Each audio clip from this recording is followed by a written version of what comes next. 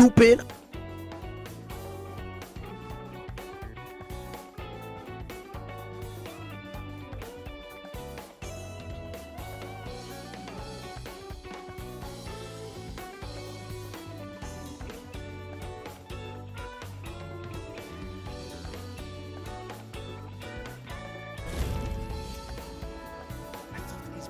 Collars must have been drowned and eaten by a voidwoken.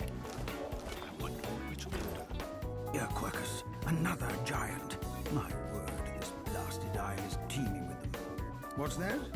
Yes, I did see how it made short work of the great acorn servants. Quite right, very impressive. But that is no reason to trust it. Giants like that destroyed our forests. They are the very reason the great acorn is returning in all its wrath. Dear me, have you taken leave of all 6 of your senses? You would have me use this giant for a shield? Oh, I see. You cunning devil, Quercus. Of course, if it defeated the great acorn's vials, we need only follow in its big, wide gags. It speaks our tongue, Quercus. Hush before. What do you mean a good time for introductions? You know full well who I am, you silly old cat. The great Solora, grandest of the... Oh, introduce myself to the giant. I shall do no such thing. You give away your trust too easily, my dear steed. No, we will have the giant march. In time, we'll see whether it deserves our confidence. Now, onwards! Shield! Venture forth, post-haste. The great acorn waits for no one.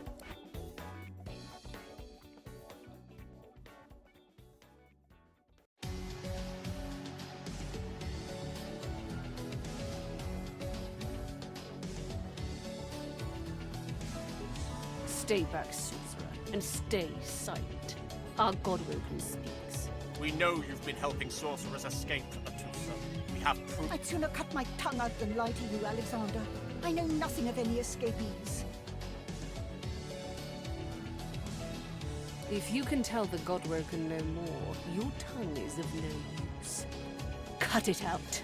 This can't be serious, Alexander. Come! You should know by now to obey your superior, Magister, whatever she may ask. Atusa pinches the tip of her tongue with 2 fingers and brings her dagger to its root. Her eyes squeeze shut. Drops of blood form against the dagger's edge and quickly fall to the ground. She groans. Stop! My father, may his soul rest in peace, would be disappointed in you, Atusa. To think you would lie to his only son, your bishop, and your friend these many years. The fate of our realm hangs in the balance. If you will not help us save it, Dallas. Yes, Your Holiness. I believe we're done here.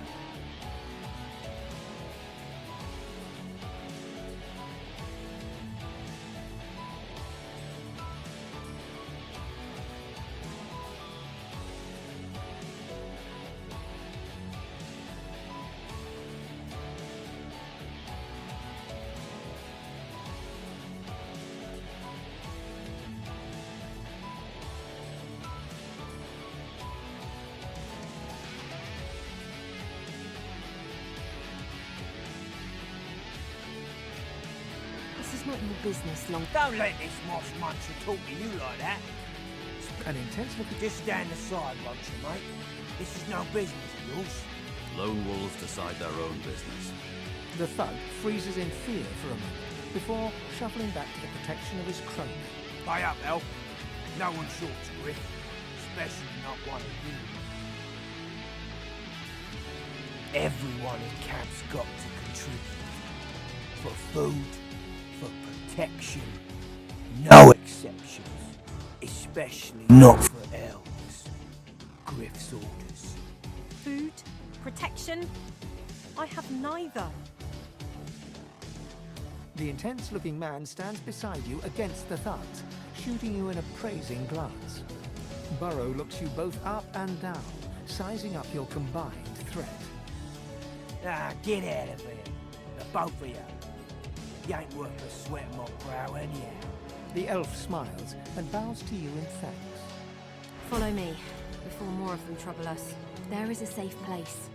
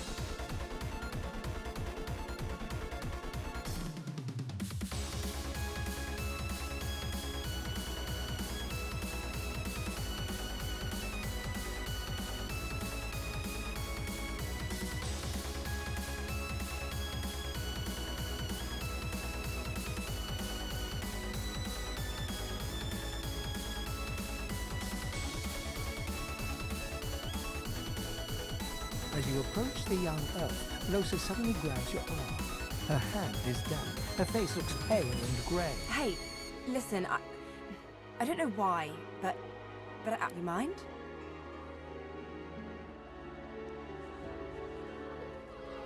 She darts over to the elf without responding. They begin talking in earnest. Losa suddenly snatches up both the elf's hands. You have to tell me. The whites in Losa's eyes fade to grey, then black. The colour runs into her veins. It rises in you even now, Losa. To be strong. You are okay. You are yours. No one else's. I don't want to hurt her. Losa is rigid as a board, tense with the effort of holding Sahila's hands in tight. Leave me alone! You are hurting. Losa's eyes are black. Sahila's fingers are white under her grasp. Let me go! A sinister smile spreads a chatty elf.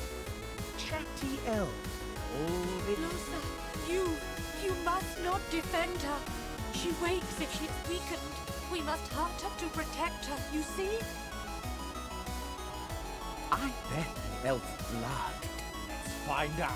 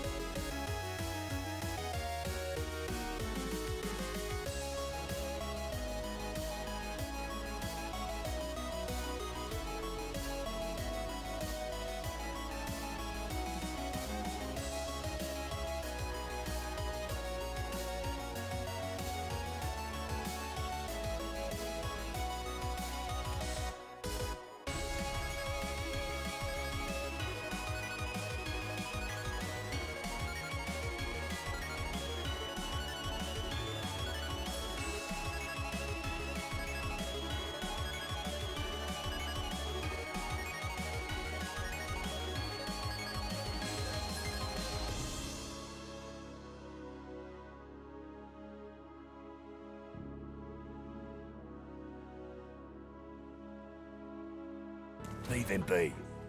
Don't make me say it again. Listen, I can help you if you just... Shut up, elf. This clown, we caught him stealing from my kitchen.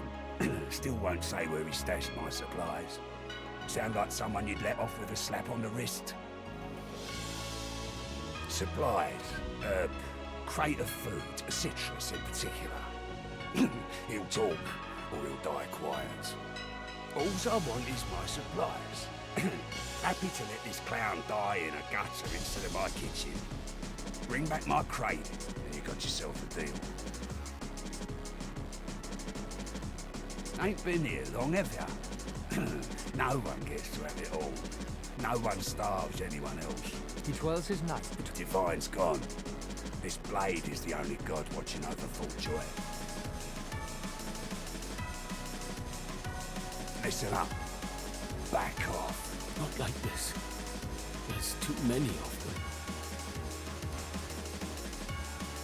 them. An elf, caked in mud and blood, looks up at you from the bottom of the cage. He holds his shoulder at a strange angle.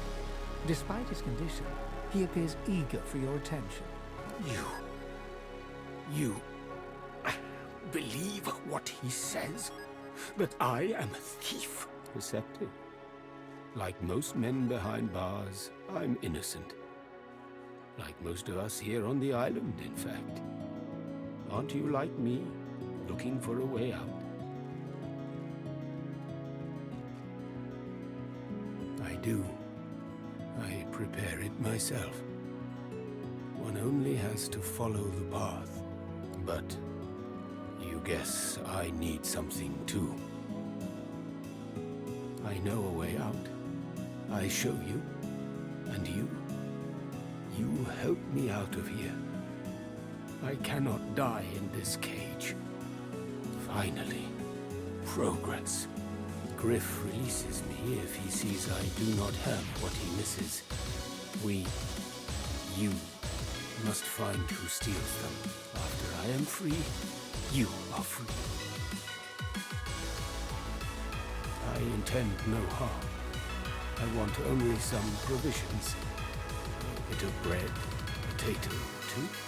Nothing Griff should be loath to give. I need to escape, and I have people to consider.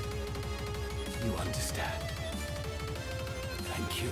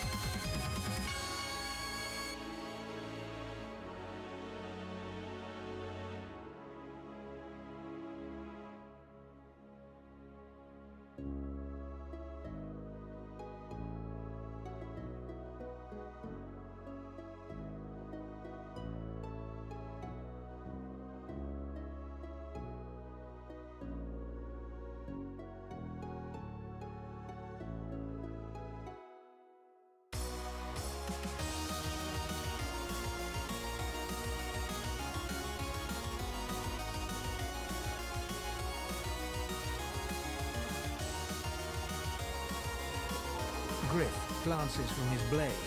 Griff tears into one of the oranges with both hands. Juice squirts through his hands as he desperately rips through the rind. Looks like everything's accounted for. Now the important question. Who's the thief? This Griff is nothing but a thug. Don't give up Stingtail so easily. I don't want Stingtail's blood on my hands.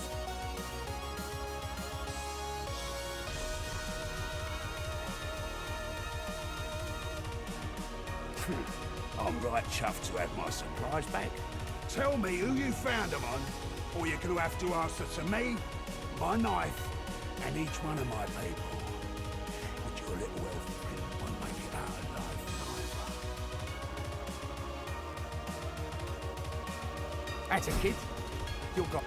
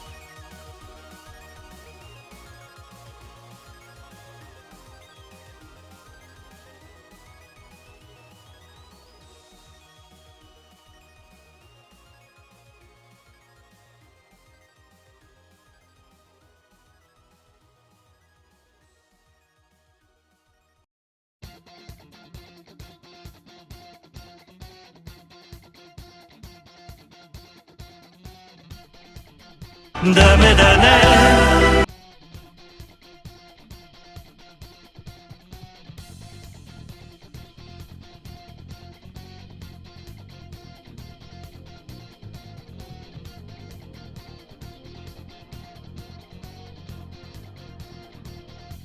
It's not a game. I'm not a robot. AI challenging you. I'm not a phantom. I'm in your face and I'm here to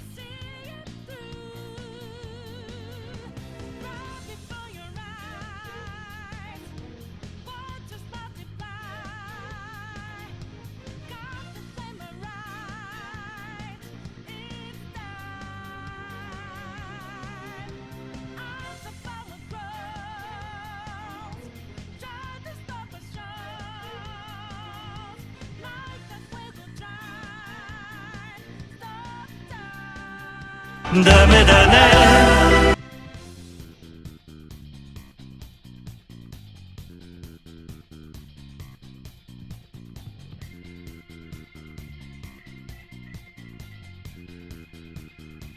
So you know that we out there, swatting lines in the making.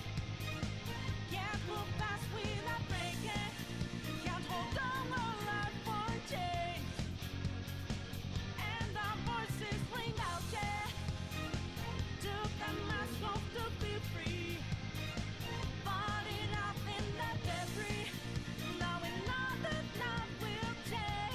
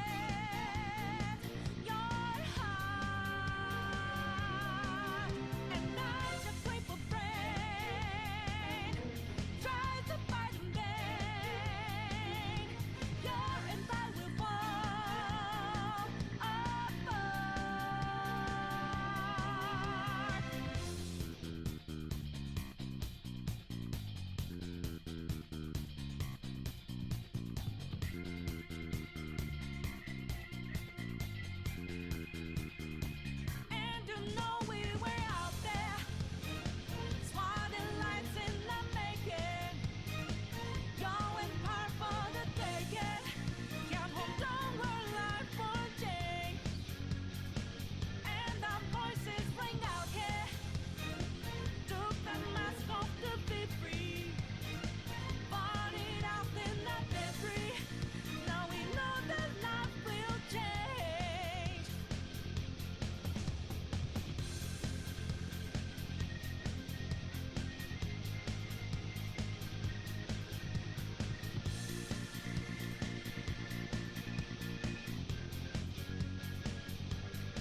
It is done.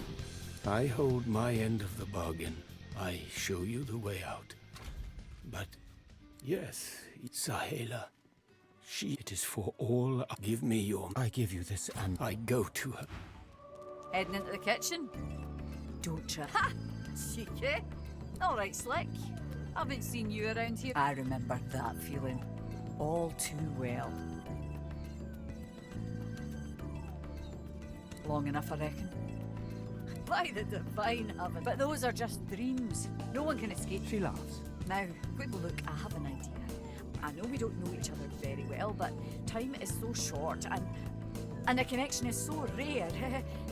If we get out of here, will you meet me again in Arcs? She leans forward. Until then. You walk up to a skeleton unlike any you have ever seen before. His skull seems to be carved into intricate patterns, with a gemstone sitting in the middle of his forehead. Approaching, you hear a profane rumble from the undead beast. Bugger. How on earth am I supposed to... Oh. Perhaps... Skeletal fingers reach down and grip the skin of the dead man's face, pulling sharply upwards. After a few more tugs at the man's cheeks, the skeleton relents, letting the head drop to the ground with a damp thud. Damnation. That's stuck fast. I wonder, does the beard act as some form of anchor? Ah! No! Stay back! Actually, you don't seem half as threatening as those creatures in red. Run along, won't you? I have... Why, its face, of course. What other use would I have for some rotting corpse? A face that seems rather stubbornly attached to his skull. I would normally employ a tool to delicately but viciously rip the face from the body. I could then craft a mask to hide my bone. But as I lack such a tool... The skeleton grabs the corpse by the cheeks and pulls hard, grunting in frustration as the body's skin holds firm. Because my own was stolen from me. And the idea of being chased across Rivellon by every idiot with a torch does not appeal. Oh, get away! Monster! Hide the children! Oh, you are simple beasts. And you simply do not like my... well, not my kind, but those that look like me. So, if I am to traverse this land, I will need a mask to disguise my features. Oh, don't be ridiculous. I have important things to do on Reaper's Coast. I cannot simply sit about waiting for the rest of you to die so I may continue my business in peace. No, I may be an Eternal, but my patience has its limits. Indeed, I may be the only Eternal. My people seem rather absent, at least from this realm. As for the others, well, there is an excavation site at the Black Pit's oil fields. Perhaps there I'll find my answers. A cult? Hardly. We were a race that existed before the idea of race was needed. We were all one. I could ask you to imagine an Eternal as a creature of incredible intelligence and skill. But I fear the limits of your imagination would not do us justice. We studied the mysteries of the universe. We created works of great art. We disappeared. But I will find them. Wherever they are, I will find them. We will have our world again. I suppose, circumstances being what they are, it could be advantageous. You seem more at ease in this world than I. A guide would certainly be useful. Excellent. While we are conversing, perhaps you notice that I am rather skilled in, well, all things. Of course, the arcane arts are my little speciality, but being a brilliant wizard does not mean I cannot handle blade or bow. So, which do you require for this enterprise of yours? I could do that with one hand behind my spine. Now, shall we get on? There is rather a lot to see. Splendid. Very well. Let's be off.